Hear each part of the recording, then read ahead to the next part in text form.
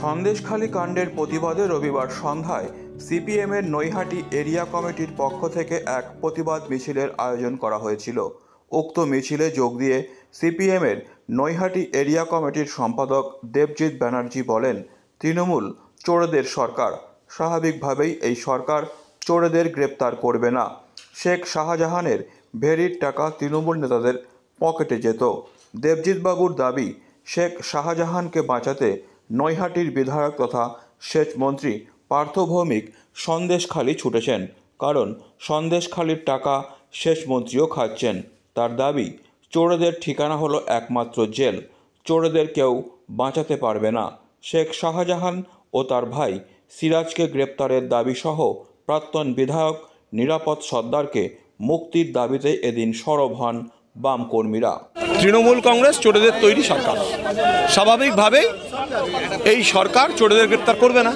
শাহজাহানের ওই ভেড়ির টাকা তৃণমূল কংগ্রেসের কাছেও আসতো, ওদের ফান্ড তৈরি হতো, তাই শাহজাহান তার ভাই সিরাজ এরা গ্রেপ্তার হয় না। আর নিরীহ যে মানুষ তাদেরকে 5 জনকে গ্রেপ্তার করে, তার মধ্যে একটা উচ্চ মাধ্যমিকের পরীক্ষা দেওয়া ছেলেও ছিল।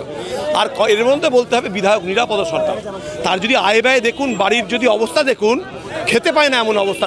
বিধায়ক ছিলেন এক সময়, এখন বাঁশডণিতে ভাড়া থাকেন, তাকে এই কেসে ট্যাগ করে তুলে নিয়ে গেল। তৃণমূলের সরকারের কাছ থেকে এর থেকে ভালো কিছু আশা করা যায় না। পিসি ভাইপো চোরের সরকার। মন্ত্রী পার্থ ভৌমিক এমএলএ, তাই এমএলএ সাহেবের এত দরকার কি ছিল ওখানে শাহজাহানকে বাঁচাতে যাওয়া? শাহজাহানের মতো একটা চোরকে শুধু ভাইপোর কথায় না, এই সন্দেশখালীর পয়সা, উত্তর 24 পরগনার পয়সা আমাদের সেচ মন্ত্রী পার্থ ভৌমিক খাচ্ছে, কেউ পরিষ্কার নয়। তাই এই অবস্থা, সবাইকে চোরেদের গার্ড করতে আসছে। কালকে পার্থ ভৌমিক বলেছেন যে শেখ শাহজাহান আপনাদের জমানাতেই উঠে। পার্থ ভৌমিকের মিথ্যাচার কাজ এই নৈহাটি থেকে তৈরি হয়েছে, গোড়া থেকে পার্থ ভৌমিক মিথ্যাচার করেছে। এখন বিরাট নাটক করছেন, তার নাটক উনি করুন, আরও ভালো করে নাটক করুন।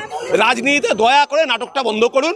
আর যে চোরদের নিয়ে চলছেন, সে চোরের ঠিকানা যেখানে হবার জেলে সেখানেই হবে। দিদি মোদি বেশি দিন বাঁচাতে পারবে না। Debjit Banerjee. Disclaimer. This channel may not promote any violent, harmful or legal activities. All content provided by this channel is meant for an educational purpose only.